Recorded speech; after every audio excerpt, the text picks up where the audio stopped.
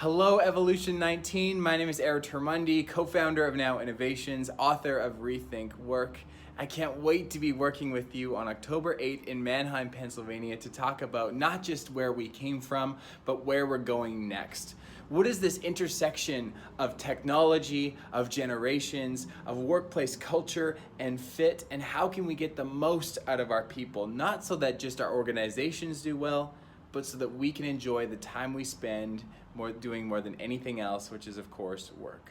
We're going to be talking about compassion. We'll talk about loyalty. We'll talk about trust. We'll talk a lot about psychological safety, and together we'll realize that the future of work is not something that we fall into. It's something that we create. We know these aren't jumps or leaps. They're just little steps that we make on an individual and a team level that ultimately get us to where we're going.